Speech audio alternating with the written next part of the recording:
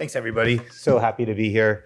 I might be a little bit of a disappointment because I won't be showing any brain images. Sorry about that. But we did use the magnetic shielded room, and we do a lot of brain research.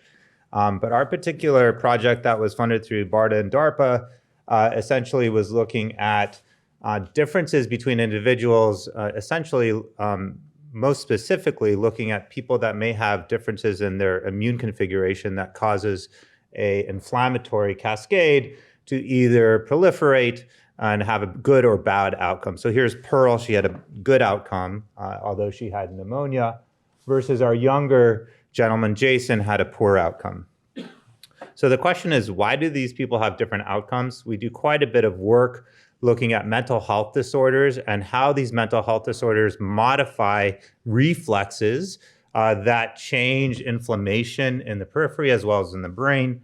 There's a lot of research that goes through this and has been done preclinically, clinically, that demonstrates, okay, if you have a particular trauma specifically or traumatic brain injury, that these can change inflammatory cascades that then change a reflex, which we canonically call the vagus nerve reflex or vagus anti-inflammatory reflex. Has a bunch of different names. But the bottom line is that because these patients have this increase in activity within the fear appraisal centers, they have increased release of these sympathetic and stress hormones that result in proliferative activation that should inhibit immune cells from releasing cytokines, okay?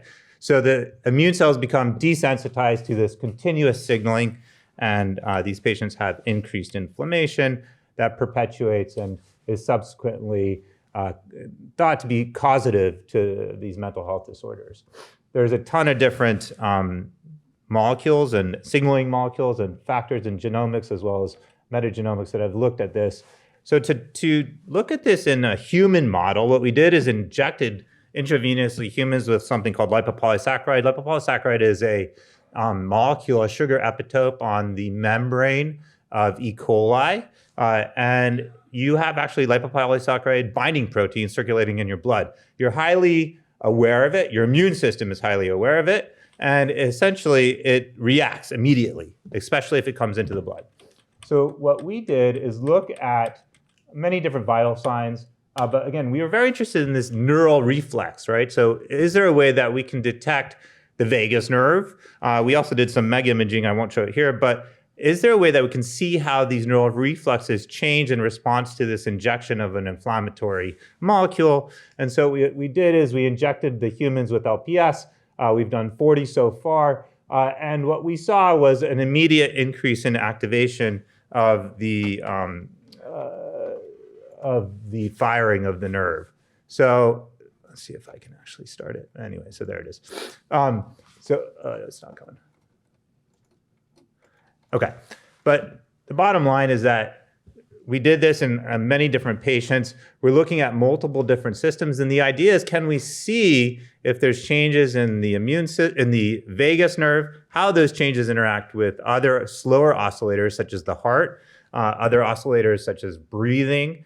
We also do EGG, so everything but the brain in most of these patients. We also are now, everybody going forward has EEG, and we're preparing to do more subjects with MEG. The thought is that on these different timescales, you can have millisecond change, right? So the neurons start firing in response to this inflammation, but you can also have prolonged periods of response that can differentiate different pathogens and even organ. So if you have an infection in the lungs versus the blood, there's a huge difference in how quickly that inflammation cascade emanates. So here, again, we looked at these different oscillators. We looked at different humans. If you can play this video, this is a gentleman with PTSD. And so if we characterize the amount of neural firing that occurred with this particular patient compared to others, the only other person that had anywhere near the amount of firing that this person had was a individual with TBI. You can't hear him. So all your muscles are... Maybe one more time, just so you guys can hear him. Are you in on a scale of 1 to 10? I'm an 8. 8. And where is the pain emanating from? It's kind of starts in my lower back of my neck, but it goes to everything.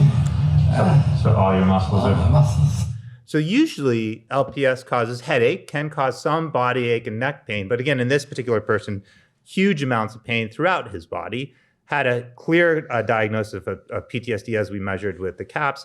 At the same time point, when you have maximal cytokines after you inject this LPS, this is another individual who did meditation on his own, mentally healthy, did have some headache come on, but was able to do this deep breathing exercise. If you can play that video. Hour after, this is 60 minutes to 2 hours, and your symptoms, how would you say you feel right now? Right now, way better. I had a bad headache, but it completely went away. So how do we measure these, and why were we in the magnetically shielded room? We used optically pumped magnetometers that are commercially available, developed through a DARPA Ambient program. They have a bandwidth of up to 800 hertz that we characterize, and prior we characterized that we could actually measure peripheral nerve action potentials when stimulated with electricity. This is just showing, I know there's a lot of words on this slide, but the bottom line is this is the neural activity after LPS is given. There's two different sites. We're trying to disambiguate different sites of neural firing that may tell us about, okay, is this coming from a sympathetic structure such as the carotid sinus versus nodus ganglion? And you can see that there's an up and there's a down. And these entrain with the cytokine concentrations. When you look at the cardiac and other oscillators, they entrain on the upslope but not on the downslope. There's further support for this when I said I injected humans with LPS, but you could also just take somebody's blood, inject isopaterenol plus LPS onto a whole blood culture and see how the isopaterenol may block these inflammatory factors. This is a normal human being, a normal healthy individual. When you add LPS plus isopaterenol, there's a decrease in that cytokine, okay? What we see in obese PTSD individuals is that they don't have that capability to transmit that signal. And we are able to differentiate this amongst all these individuals and see a very nice regression between them. So essentially, the next project that is now moving forward based upon this work with DARPA is to use something called focused ultrasound, which is essentially a end effector of the vagus nerve. And instead of stimulating the vagus nerve, we're stimulating the spleen, where these immune cells are modulated. We're measuring this vagus nerve activity and titrating that amount of spleen inhibition of those immune cells in the magnetic shielded room. And we wouldn't be able to do it without this shielded room and the support from Ming Swang, Ramesh. We've been working together on this for, I think, like 6 years. So it's been a huge success, and I want to say thank you for all that support.